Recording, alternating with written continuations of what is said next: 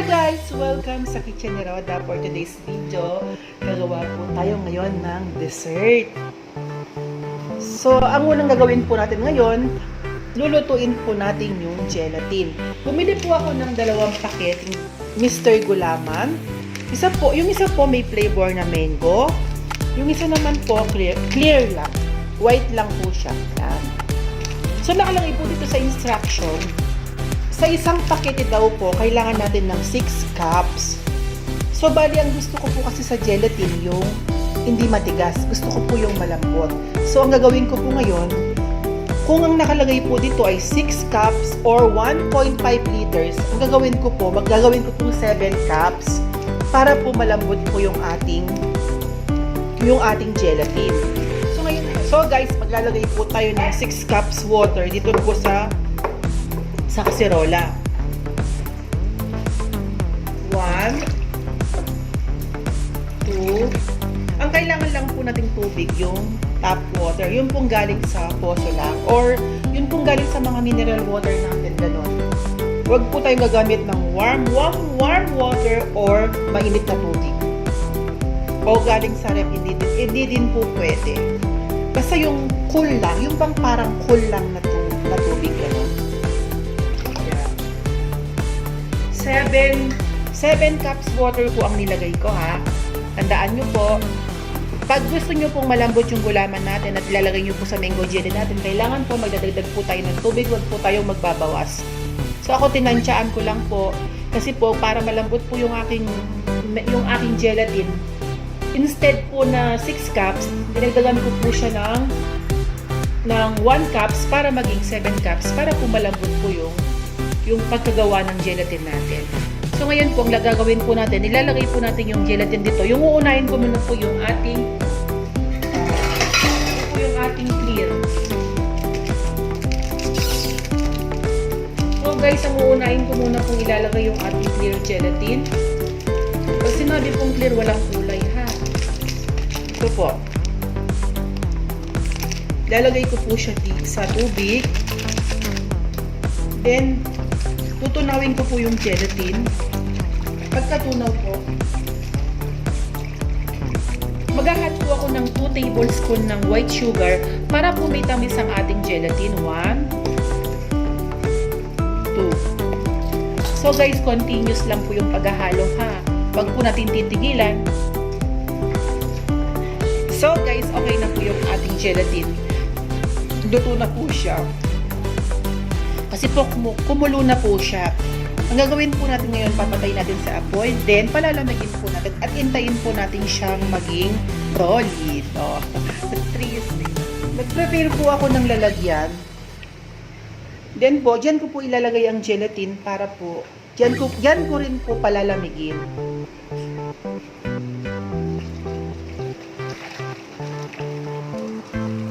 Intayin po natin lumamig. And then, intayin din nating tumigas. Hindi po yung tigas na tigas, ha. Basta po nakita natin nag-combine na po yung para pong solid na siya, hindi na po siya parang ganitong liquid, means okay na siya. So for now po, hihintayin nating lumamig. So guys, okay na po yung ating gulaman, matigas na po siya. Na napapansin nyo po, hindi na po siya nagmumubo, hindi na po siya gumagalaw. 2 flavor po yan, isa pong mango flavor at saka isang clear. Para po merong design yung ating mango jelly. Next naman po, ang gagawin natin, ihiwain po natin ng maliliit. Ihiwain ko po siya ng maninipis. Hindi siya malambot pa to. So guys, ang gagawin ko po, ihiwain ko nga po siya ng maninipis.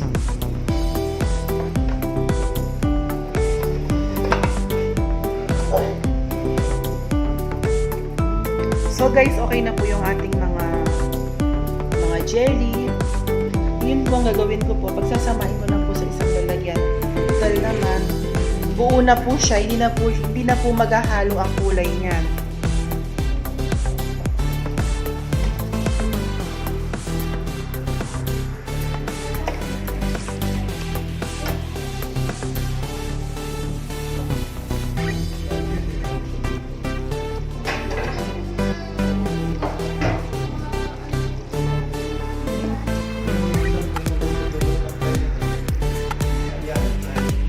Yan guys, yan po ang kulay niya. Isang clear at saka isang yellow po.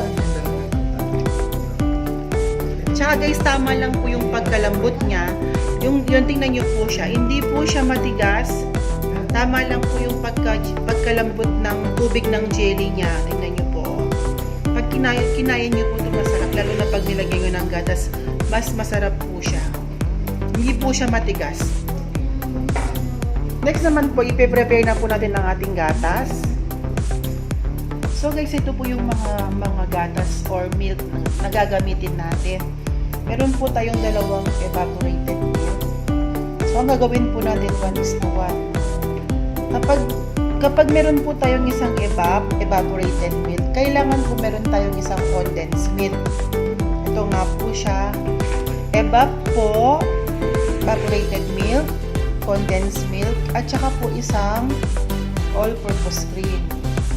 So, bali 1:1 po isang evaporated milk, isang condensed milk, at saka po isang all-purpose cream. Para po balance yung lasa ng ating gatas. Hindi po siya matamis, hindi po siya matabang. Yung tama lang po yung pagka-tamis niya. So, ang ginamit ko po, dalawang all-purpose cream. Ito nga po yung isa. Ito, bali dalawa po yan. Then, dalawa din pong condensed milk. Ang ginagamit ko pong gatas ay yun pong original. Talagang yan lang po kasi gustong lasa ng gatas. Sanay na po ako dyan. Yan po lagi ang ginagamit ko. Hindi po ako gumagamit ng ibang gatas. Kung hindi po yung original na flavor ng Alaska. At saka itong all-purpose cream po, ito rin po yung ginagamit. Pwede naman po tayong gumamit ng kahit anong condensed, anong evap, anong all-purpose cream. Basta po nasa sa atin po yun. Kung ano na po yung ginagamit natin at kung ano na yung nakasanayan natin. Ngayon po ang gagawin ko po, ilalagay ko po sa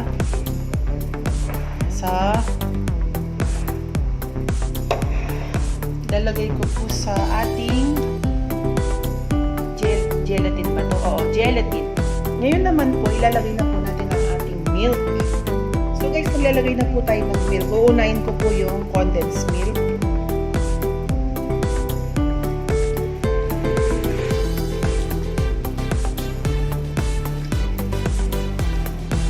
Chilled na po lahat ng milk ko ha. Ilagay ko na po sa freezer, ay sa chiller.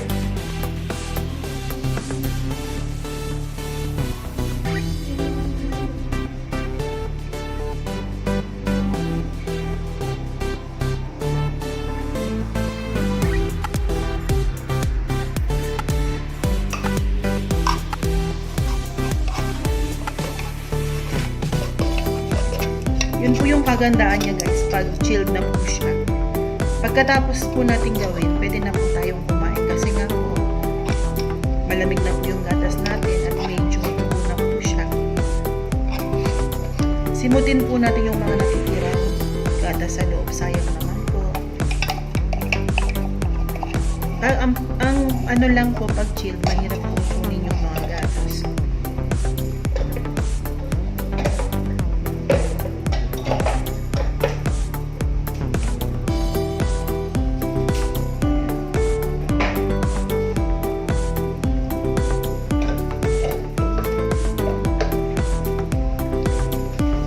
Naman po ang ating all-purpose cream. Next naman po ang ating all-purpose cream. Lalagay natin. Ito po siya guys. Chilled po siya.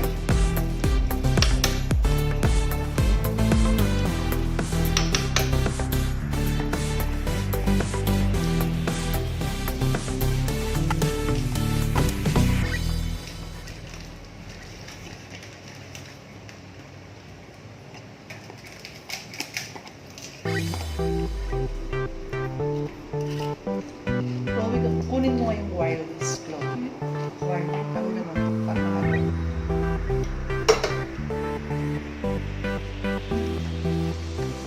Parang hindi yan yung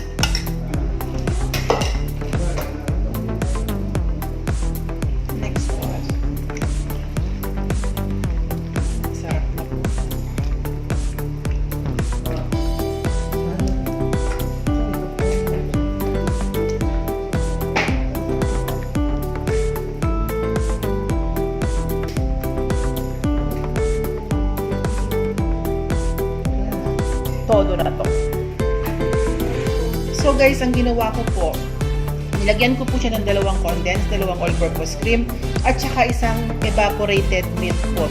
Isa lang po yung nilagay ko, ha? Kasi po sobra na siyang lagnaw. Okay na po yung isang evaporated milk. Ang ginawa ko po, hindi ko muna siya nilagyan ng evap. Tinabi ko muna. Tapos po tinikman ko siya. Tamis lang ang nalalasaan ko. Nung nilagyan ko po siya ng evaporated milk, ang sarap-sarap po niya. Balance lang po talaga ang lasa niya. Kaya lagyan niyo po siya ng evaporated milk. Sarap po. So guys, okay na po yung ating mango jelly. Ang sarap na po niya. Sain po kayo. Kahit po guys, tingnan niyo po, sarap po. Mas masarap po pag maraming mangga. Maglagay po kayo ng maraming mangga. Yung matamis na mangga po, ha.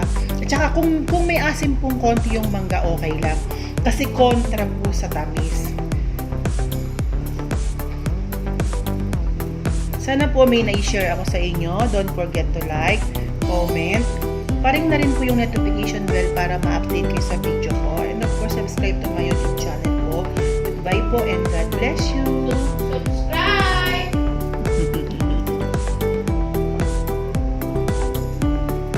So guys, tapos na po yung ating, yun nga po, pinakita ko sa inyo, nakagawa na po tayo ng mango jelly. Ngayon naman po, ang gagawin natin for the picture. So maglalagay po tayo ng mango jelly sa clear na lalagyan, clear bowl. Bowl. So guys, yung mga ibang kumalat, mamaya tatanggalin natin sa tissue. Syempre, hindi po natin maiwasan yan.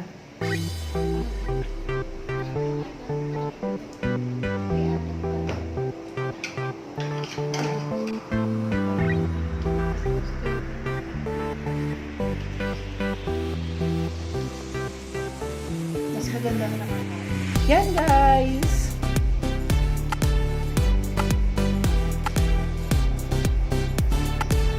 Gawa na po ang ating mango jelly.